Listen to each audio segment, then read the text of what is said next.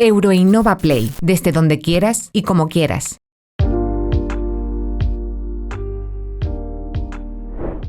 Palabras y comportamientos hirientes que no solo dañan la integridad psíquica, sino que ocasionan problemas de estrés y salud mental, llegando incluso a causar episodios de depresión. Se ha demostrado que el 8% de los trabajadores ha recibido acoso laboral en algún momento de su vida profesional.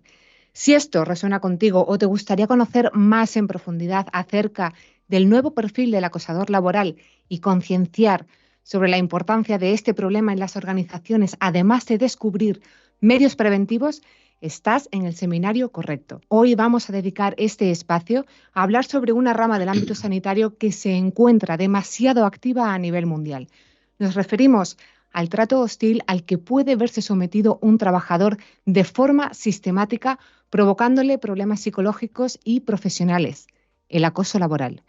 Para profundizar sobre este tema está con nosotros Antonio García, licenciado en Psicología con un máster en Psicología Clínica y más de 25 años como docente en la universidad, además de impartir cursos de formación dirigidos a jóvenes y profesionales de la educación y del mundo empresarial.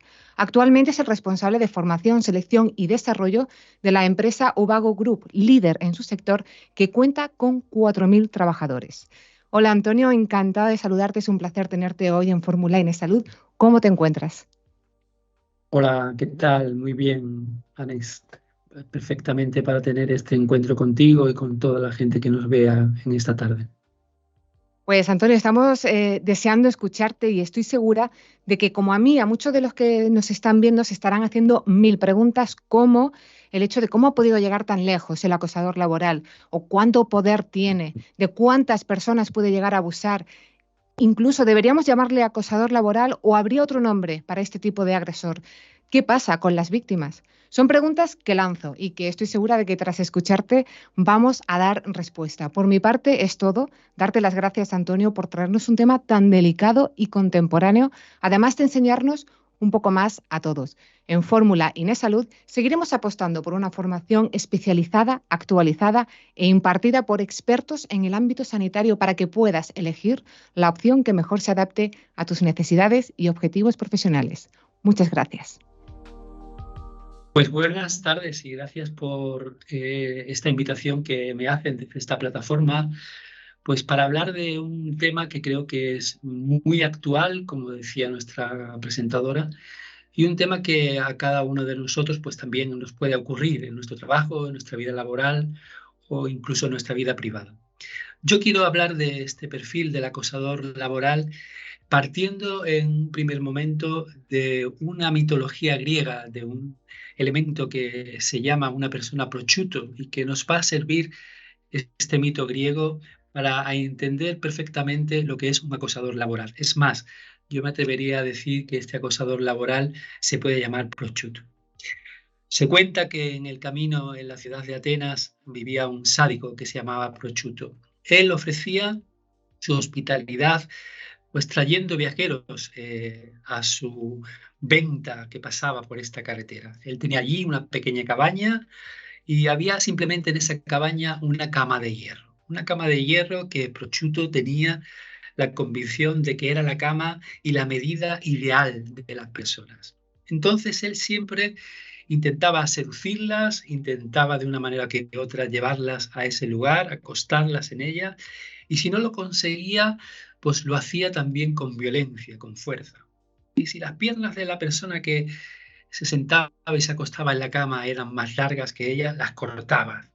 Y si eran las menores, pues las estiraba hasta que alcanzara el tamaño que él consideraba que era el ideal.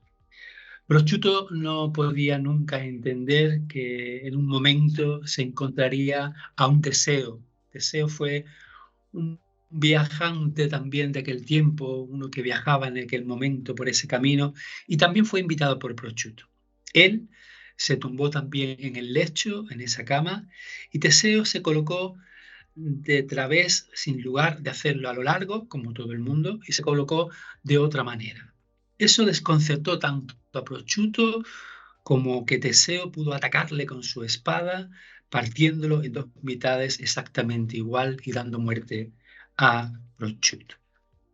Mis queridos amigos, este mito que es de origen griego nos puede a nosotros ayudar a entender ese nuevo perfil del acosador laboral. Os voy a presentar en un pequeño índice que vamos a tener en este podcast que nos va a ayudar también a entender primero ese marco teórico, qué entendemos nosotros por acosador laboral, por qué ese mito que acabo de descubrir y de narrar nos va a ayudar a comprenderlo. Y después vamos a describir lo que entendemos por acoso laboral y que algún anglicanismo, otras palabras, otras terminologías han ayudado a definirlo. Yo creo que esa definición de acoso laboral, cuando ayudará a entenderla, a comprenderla mejor. Y dentro de la comprensión del concepto teórico, esto nos ayudará también a entender todas las teorías que están relacionadas sobre ese perfil del acosador laboral. Porque esas teorías del acosador laboral nos ayudará a entender a la persona que acosa. Y entendiendo a la persona que acosa, podemos nosotros también entender esas variables de ese perfil psicológico del acosador laboral. Todo esto simplemente para ver qué factores de riesgo cualquiera de nosotros, cualquiera de los que vivimos y trabajamos en el ámbito personal y en este caso en el ámbito laboral, podemos llevar a vivir esta situación que, como nos decía la presentadora, es cada día más común en nuestra sociedad y en nuestra vida. Y detectando esos factores de riesgo, podremos concluir elementos preventivos que eviten este tipo de situaciones que la sociedad actual está viviendo y que muchas personas están sufriendo en una realidad u otra. Por eso, el acoso laboral, esta lacra que se encuentra muy activa a nivel mundial y a nivel local y que tiene ciertamente repercusiones legales que son muy difíciles muchas veces de cuantificar, dado que la mayoría de las víctimas que lo sufren en estos actos delincuentes pues no cuentan con una información, no cuentan tampoco con la capacidad, no cuentan con el arrojo, no cuentan con el apoyo y el respaldo a nivel jurídico, político, jurídico, que puedan ellos hacer que realmente esta lacra que la sociedad sufre, este acoso laboral en la actualidad, se le pueda hacer frente. Esto va desgastando de una manera u otra a la persona, no solo a la víctima, también a las instituciones y a las organizaciones que sufren y que viven este acoso laboral. Por eso, nosotros, antes de comenzar este podcast teórico del acoso laboral, yo sugeriría algunas preguntas que también nos podemos hacer y analizar en nuestra vida personal y laboral que todos llevamos a cabo. Y podríamos preguntarnos cómo ha podido llegar tan lejos estos delincuentes, estas personas que se convierten muchas veces en victimizadoras y preguntarnos por qué llegan a tan lejos en la sociedad actual.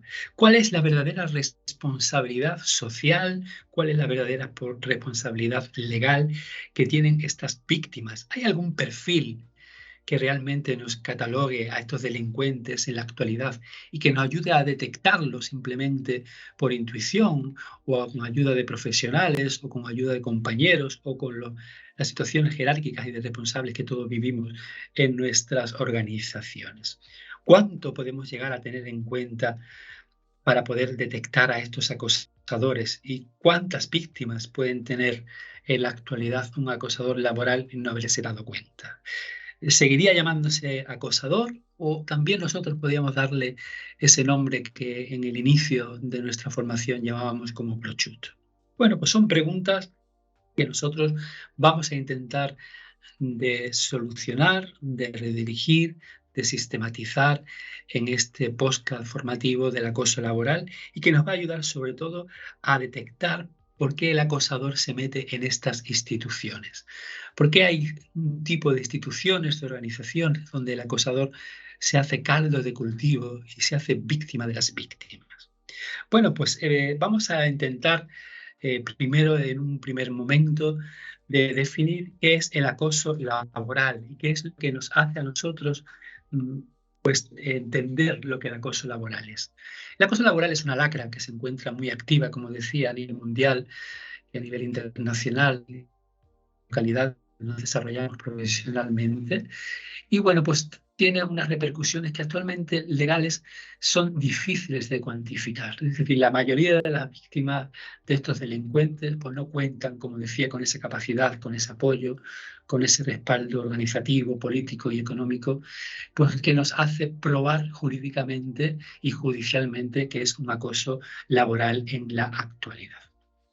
Eso ha hecho que esas preguntas que nos hacíamos, que esas víctimas que tienen los acosadores, que esa realidad que es el acoso laboral que no sabemos identificar y que ponerle nombre, que encontrar ese perfil para prevenir la realidad, pues nos ayude a tener esa descripción teórica que ciertamente nos va a ayudar a nosotros a poder encontrar desde el marco teórico qué es un acoso laboral. El acoso laboral ha recibido varios nombres y seguro que los hemos escuchado o lo hemos visto en Internet o en nuestras redes sociales. El acoso laboral se conoce también como mobbing y no es otra cosa que ese terror psíquico en la vida laboral, que es el ámbito donde se mueve y que significa esa comunicación que hay hostil e inmoral que es dirigida de una manera sistemática por una o varias personas, principalmente hacia un individuo. Resalto esa comunicación que es hostil e inmoral. Realmente el acoso tiene mucho de deshonesto, tiene mucho de falta de ética, tiene mucho de falta de moralidad, algo que la sociedad actual carece y que se va reflejando en todos nuestros ámbitos, en el ámbito laboral, en el ámbito personal y, como no, también en el ámbito de las organizaciones. Y por eso nosotros nos preguntaremos también por qué hay organizaciones que sistemáticamente tienen este terror psíquico que sufren muchas personas, que es como una falta de comunicación muchas veces entre los superiores jerárquicos, los directores y directivos, los responsables, y se convierte en una comunicación hostil y principalmente inmoral. Hay casos de acoso psicológico que muchas veces hace que la víctima se convierta en un ser desvalido. Desvalido en su principal sentido etimológico. El desvalido es el que no cuenta con ayuda, el desvalido es el que se queda solo y señalado. El desvalido es el que muchas veces no es capaz de seguir adelante en su camino de su vida. El desvalido es el que cae en una depresión, en una patología, que intentaremos de diagnosticar también desde la perspectiva clínica con la DSM-5. El desvalido al final es la persona que sufre el terror psíquico, el mobbing en la vida laboral. Y estas acciones pues no ocurren de una manera infrecuente o puntual, sino que son acciones que tienen con frecuencia, que tienen una frecuencia determinada, que se transcurren casi todos los días, que es durante un largo periodo de tiempo, que podemos clasificar durante 6 meses, que debido a esta frecuencia, debido a esta duración, pues ocasiona un considerable sufrimiento psíquico, psicosomático y social en la persona.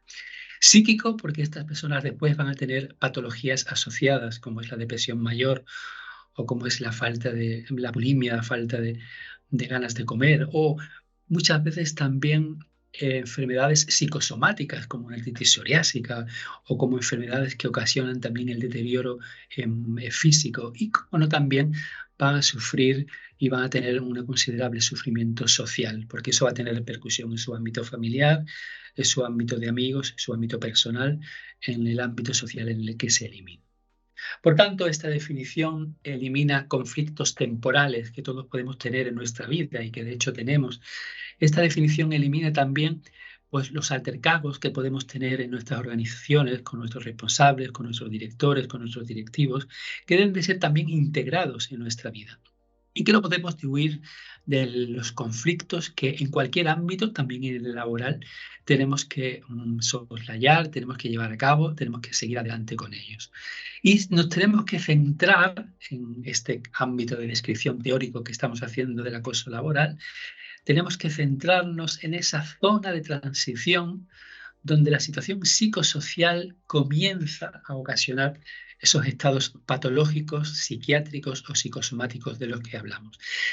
Es decir, tenemos que alejarnos de la normalidad de los conflictos donde todos vivimos y todos sufrimos nuestros problemas, todos sufrimos nuestras realidades, todos sufrimos la desgana, la desmotivación, los problemas y los conflictos que nos pueden bloquear, cuando ya estamos hablando de un conflicto que no es temporal y que estamos hablando de una situación que se hace periódica en el tiempo, frecuente en los días y en los meses, con un largo periodo de tiempo y sobre todo que ocasiona estados patológicos y psiquiátricos y psicosomáticos en la persona, con estados de depresión, con ansiedad, con falta de apetito, con elementos que son y tienen que ser considerados de una manera u otra.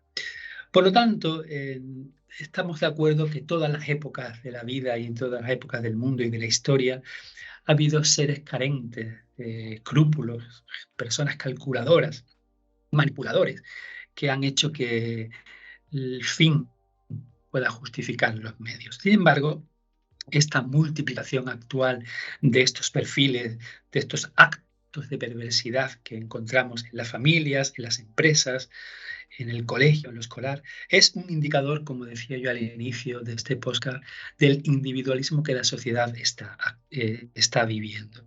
Por lo tanto, tenemos que tener en esa búsqueda, cuando hablemos del perfil del acosador, tenemos que estar atentos y prevenidos a esas personas que no tienen escrúpulos, a esas personas que son fielmente calculadoras, a esas personas que son manipuladoras y en ese sentido prevenir los actos perversos que también en la vida laboral, en la vida familiar seguro y en la vida personal realizan.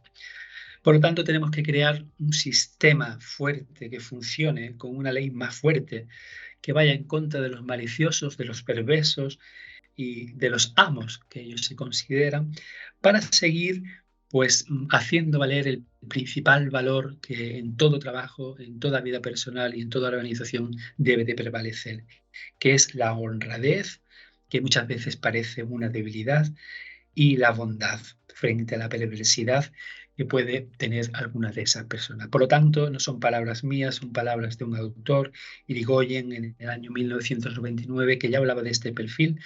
No tenemos que tirar la toalla y buscar personas honradas y bondadosas que pueden ser débiles, pero que en cualquier momento a nosotros nos pueden convertir en personas que realmente lleven la organización adelante de una manera u otra. En esta descripción teórica que hemos hecho del acoso laboral, nosotros vamos a marcar unas teorías que nos van a ayudar a relacionarlas con ese perfil de esa búsqueda del acoso laboral. Sabemos todos que el acoso laboral ahora mismo está en el Código Penal, en la Ley Orgánica de 1925, del 23 de noviembre del Código Penal español, y consideramos que el acoso laboral es una actitud grave, que está penalizada incluso con cárcel. Y por eso nosotros tenemos que buscar esas teorías que nos ayuden todavía a comprender mejor ese perfil del acosador, que nos ayudan a entender unas con otras de una manera más sistemáticas por qué se produce el acoso laboral y que nos ayuden sobre todo a prevenir, a atender conductas preventivas para cualquier situación que en cualquier momento de nosotros podemos vivir en cualquiera de nuestras organizaciones y de nuestro trabajo en el día a día.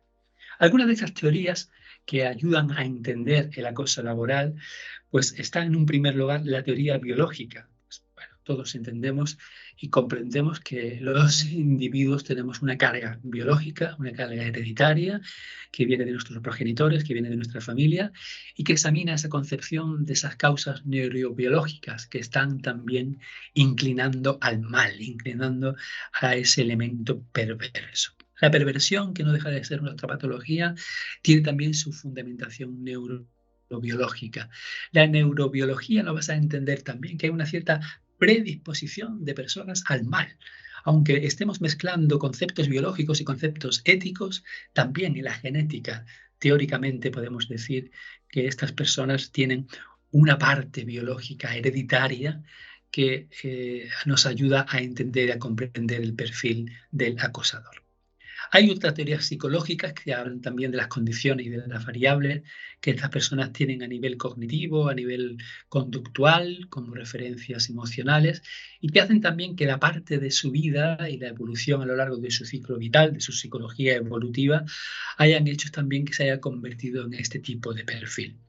Variables de socialización que probablemente en su vida y en su evolución hayan tenido, en el contacto con el mundo de sus adultos, de sus progenitores, del barrio, de la ciudad donde se han criado, en la maduración interna de la construcción de su personalidad, que hemos tenido también que tener en cuenta, y el ambiente en el que crecen, que se pueden convertir también en elementos de factores de riesgo y que ciertamente estas personas y estas teorías nos ayuden también desde el punto de psicológico a entenderlas mejor para poder prevenir mejor cualquier conducta y para sobre todo detectar el perfil de estas personas que puede llevarnos a victimizarnos, nos puede hacer daño, nos puede complicar la vida e incluso nos puede, como decíamos anteriormente, hacer caer en una patología emocional o en una patología psicosomática, en una depresión o un estado realmente preocupante. Dentro de estas teorías también, junto a la biológica y a la psicológica, están las teorías culturales. Es difícil explicar la criminalidad, ¿no?, según la sociedad donde se manifiesta. A todos nos vienen las imágenes de países sudamericanos o de zonas de barriadas de grandes ciudades, donde ciertamente el crimen se convierte en elemento cultural. La violencia, el hacer que las normas no se cumplan, se convierte en un hábito realmente normalizado y por lo tanto hay un aprendizaje que se ha modelado y la persona ha ido modelando a través del moldeamiento y a través del aprendizaje vicario de su conducta y va convirtiendo conductas que la sociedad, que la normalidad, pues realmente son delictivas o son conductas amorales o son realmente conductas que tienen incluso pena de cárcel como una conducta normalizada. Por eso el ambiente cultural también va a ser muy importante la detención de estas teorías de este tipo de personas que estamos hablando del acosador. Después, aparte de las teorías culturales, están también esas teorías sociales que explican el origen también de la criminalidad y que yo invito también que ustedes busquen en cualquier momento que tengan, pues son teorías que no podemos aquí desarrollar, pero que ciertamente tienen un interés muy actual, tienen un enfoque muy, muy interesante para entender también cómo el acoso laboral se convierte en un crimen, ¿no? Es verdad que no es un crimen de muerte, no es un crimen con sangre, pero sí es un crimen que produce ciertamente daño, que produce víctimas, que produce muchas veces daños irreparables. Dentro de este enfoque social, a mí me gustaría resaltar que hay organizaciones predispuestas también a este tipo de perfiles. Es decir, hay instituciones que ya tienen normalizado el acoso laboral. Hay instituciones que tienen normalizados el victimizar a alguien, el quedar en ridículo a alguien. Hay organizaciones que esto lo tienen tan normalizado en su ser social que ciertamente es muy difícil de desmontar. Hay organizaciones que incluso la víctima tiene que salir para que el acosador tenga que seguir proliferando, tiene que seguir funcionando en el ámbito laboral y organizacional en el que se encuentra. Por eso esta teoría social también es muy importante porque nos va también a ayudar a eliminar ese perfil del acosador del ámbito laboral, a eliminar también ese perfil de las organizaciones con toda esa repercusión social que se manifieste. Por tanto, también en estas teorías sociales nosotros tenemos que, por eso esta intención de este podcast, sensibilizarnos con una realidad que, como decíamos en la presentación, se vive con mucha más frecuencia de la que creemos y sentimos.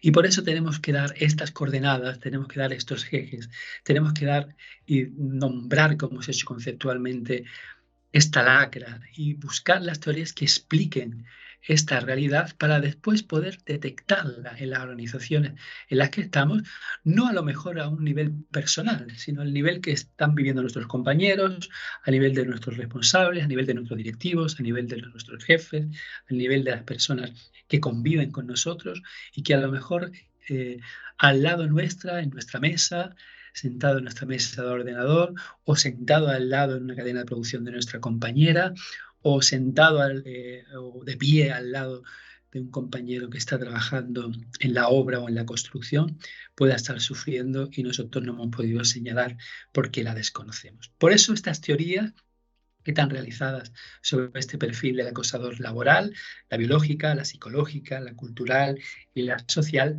pues nos van a ayudar a entender de una manera muy clara el perfil psicológico del acosador laboral.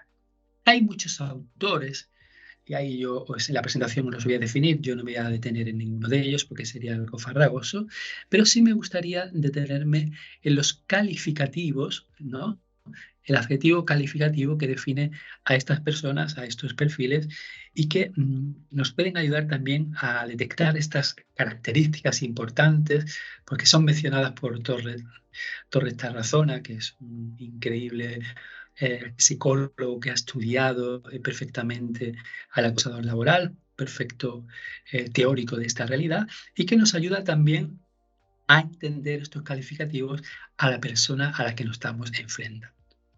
Él habla en este perfil del acosador de una persona que es mentirosa. El mentiroso es fácil de descubrir, ¿no? Él hace de la mentira su ser vital y su vida, ¿no? Y la mentira pues forma parte de su elemento primordial en su ejecución, en su organización, en la manera de hacer las cosas. Por tanto, esta primera variable, el mentiroso del perfil del acosador laboral, es una variable muy fácil de detectar y que nos puede ayudar también a encontrar a esta persona y a señalarla y a descubrirla. Junto a la mentira está el encanto. Son personas que muchas veces seducen con su encanto. Son personas habilidosas, ¿no? Con una falsa apariencia de seguridad, pero que encantan a los otros porque muchas veces son incapaces de hacer autocrítica, ¿no? Y ese el elemento de encantador, como una serpiente, y mentiroso, pues son elementos que nos van a ayudar también a detectar a esta variable. Hay otro autor que al elemento encantador le habla también de una manera todavía más perfilada, que es el elemento seductor, ¿no? El elemento de que siente placer también pues al ver cómo la otra persona en esa seducción que hace, en esa perversión que tiene, pues siente placer al ver al otro sufrir, no tiene remordimientos, ¿no? Siempre detrás de estos calificativos nos vamos a encontrar una persona con muy baja autoestima, probablemente como una persona que su desarrollo evolutivo, en su niñez, en su entorno familiar, en su entorno más cercano, pues no ha sido estimado, ¿no? Y eso ha hecho que esa baja autoestima, esa incapacidad de hacer autocrítica, esa incapacidad de mirarse, pues haya provocado a este perfil que no tiene empatía ninguna, que es una realidad del perfil del acosador, que va a negar la realidad concretamente, ¿no? Y que va a proyectar siempre en sus víctimas sus errores. Esto es un elemento muy común de las personas con baja autoestima, que proyectan sus errores en los otros, ¿no? Y esa proyección continua hace que la persona viva un poco con esas gafas oscuras que no le hace ver su propia realidad y que por lo tanto no va a mirar nunca la realidad de los otros. Hay otros autores también que hablan de ese complejo de inferioridad que ya hemos hablado, pero que hablan también de una personalidad patológica, ¿no? Todos tenemos un tipo de personalidad, todos tenemos definido nuestra forma de ser, no es el momento ahora para señalarla, pero sí hay personas que tienen una personalidad patologizada, patológica, ¿no? Con un trastorno narcisista grande, con un trastorno disocial enorme, como una psicopatía o trastorno paranoide, que hace que esa persona narcisista, esa persona con ese trastorno disocial, pues se convierta en el perfil que estamos definiendo del acosador laboral de una manera clara y contundente. Por eso, esos elementos, ¿no?, de trastorno, esos elementos narcisistas. A mí me gusta también un autor que nos puede ayudar a entender esas variables del perfil del acosador que nos podemos todos encontrar, donde ciertamente en esta tipología de personas vamos a entender y a encontrar un trastorno de mediocridad. No son los grandes mediocres. Entiendo que la sociedad actual es una sociedad muy técnica, entiendo que la sociedad actual es una sociedad muy preparada, tenemos la población juvenil mejor preparada con másteres, con doctorados, pero vivimos una mediocridad que es muy simple, que es muy inoperante, que forma parte de la sociedad, que también cala como variable en este tipo de personas que son los acosadores laborales. Son gente muy mediocre, tan mediocre pues que se sienten frustrados, se sienten resentidos. Y una persona que no es mediocre, lo contrario del mediocre, es una persona humilde, preparada, con formación, que es capaz de reconocer sus propias limitaciones y que es capaz de empoderar al otro antes que a sí mismo, pues ante esa mediocridad que es fácil de detectar, porque como digo, es un elemento común en la sociedad actual y es un elemento que, bueno, en el día a día, no solo en el ámbito laboral, sino en el personal, no podemos encontrar, pues va a ser la palanca que va a ejecutar y que va a hacer que esta persona se convierta realmente en un acosador laboral. Por tanto, estas personas frustradas, estas personas resentidas, se convierten, como decíamos, en personas dañinas, envidiosas y celosas, ¿no? Cuyo objetivo va a ser siempre el aparentar, ¿no? Es un elemento donde esa imagen de grandiosidad, ¿no? Para ascender y para tener a costa de sus víctimas, pues van a trabajar de una manera u otra.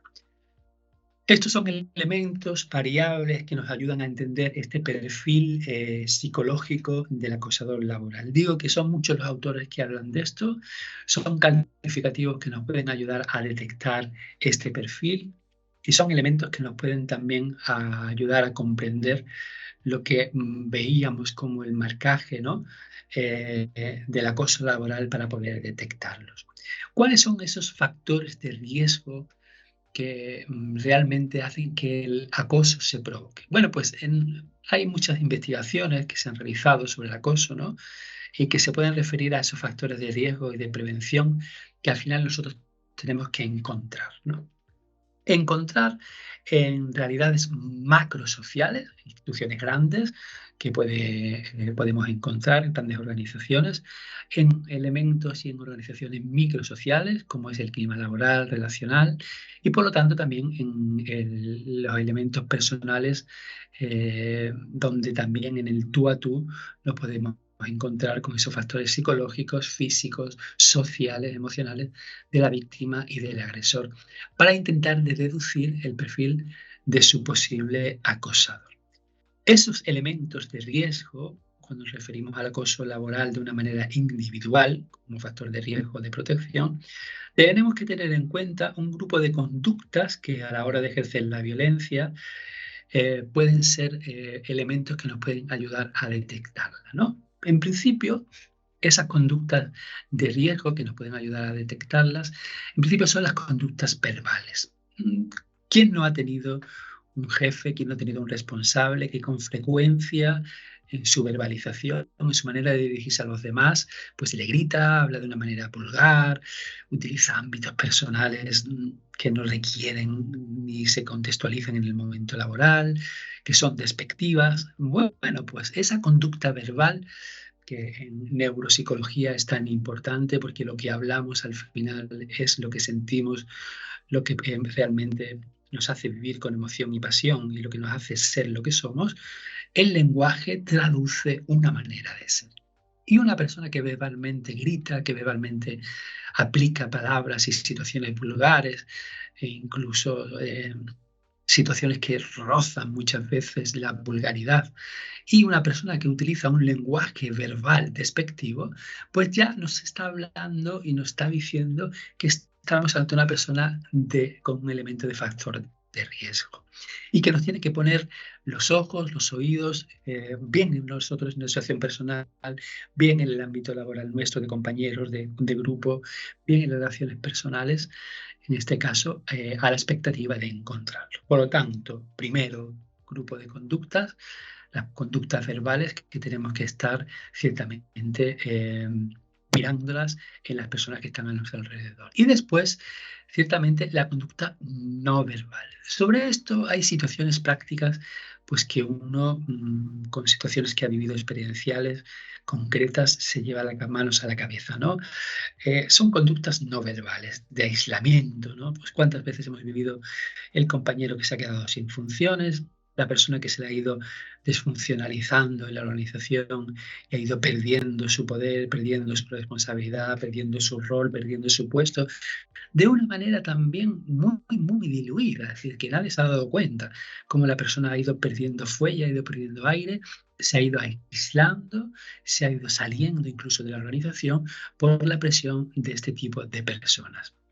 O la conducta no verbal que hay entre otros, como un lobby, un pequeño lobby, un pequeño grupo de personas con unos intereses ha desplazado a otra y la ha desplazado a la organización por intereses personales y grupales en este caso.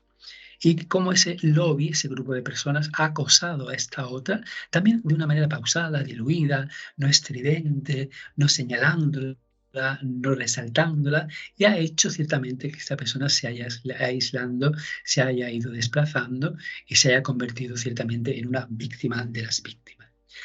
Entonces ustedes cuentan que al final la persona que sufre el acto laboral, la persona que sufre esta situación en el día a día, se va victimizando de una manera u otra. Y eso es lo que nosotros tendremos que ir detectando pues, de una manera rápida, y tendremos que preguntarnos también, como yo decía al principio, pues realmente el acosador laboral es creado por la organización. Hay instituciones que realmente pulen al acusador laboral. Yo estoy convencido de que sí. Yo estoy convencido de que hay organizaciones que van haciendo que este perfil con estas características vaya emergiendo de una manera clara. Por lo tanto, el acosador laboral yo lo definiría como un individuo con un cierto trastorno de personalidad innato y también con un cierto trastorno de personalidad adquirido. Va a ser una persona que a lo largo de su desarrollo psicológico, en su herencia y en sus genes, esa mezcla de lo adquirido y lo aprendido, desde su niñez y en el ámbito institucional y en una organización concreta, va a perfilar su patología.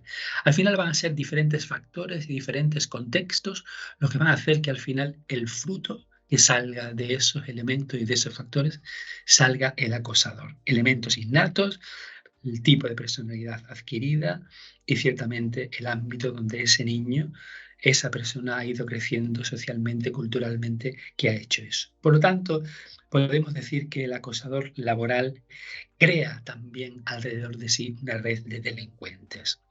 Yo lo llamo así, es una banda criminal organizada. Es una banda criminal organizada porque tienen la capacidad de una manera civilina, ir convirtiendo a la persona, reduciéndola, desfuncionalizándola, haciendo que esa persona salga de su ámbito y al final nosotros tengamos que, ante esta realidad de esta banda criminal organizada, preguntarnos, ¿podemos prevenir de una manera institucional? ¿Podemos prevenir con las leyes? ¿Podemos prevenir con los procedimientos de acoso laboral que cualquier organización debe de tener? ¿Podemos prevenir con un procedimiento admitido en una organización por el Consejo de Administración o por el órgano institucional correspondiente, que haga ciertamente que esta banda de criminales, estos agresores, nosotros no lo llamemos simplemente acosador laboral, sino que lo llamemos delincuentes? Pues yo creo que sí, yo creo que se podría hacer que un acosador laboral saliese de su zona de confort, de su puesto y de su poder, en esa red de delincuentes que negocian, ¿no?, de una manera legal, entre comillas, con instituciones y negocian con las personas de su trabajo en las empresas, los equipos cercanos, y ciertamente hacer que esa prevaricación, esa manera de hacer que las personas salgan, ese acosador salga. Por eso, de una manera u otra, esos factores que yo evidencio ahí, de la violencia física que hemos hablado ya, de la violencia que puede sufrir una persona, incluso con daños psicológicos y sexuales, porque estamos hablando del acoso sexual, que también se está convirtiendo en las organizaciones y sería motivo de otro podcast para hablar como un elemento ciertamente y de una manera penosa, algo frecuente. La violencia tenemos que tiene ese ánimo de destruir al otro, tenemos que combatirla haciendo pues, que nuestros mandos intermedios, nuestros directivos, nuestros responsables, nuestros directores, los que ostentan el poder, los que tienen responsabilidad, sean perfiles que huyan de esos otros factores de los que hablábamos.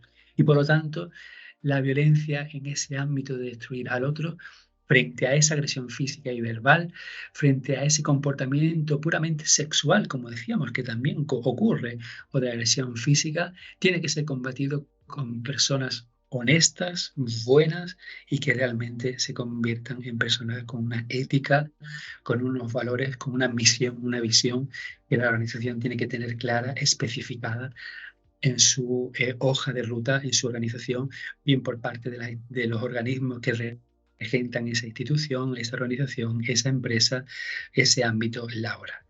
Por lo tanto, es un modelo, el del acoso laboral, es un área de aprendizaje que podemos intervenir. Yo creo que el acoso laboral podría enseñar y obligarnos también a los trabajadores de todos los ámbitos a convertirlos en personas proactivas, en personas realmente que ayuden a vivir el acoso laboral de una manera más clara que otra.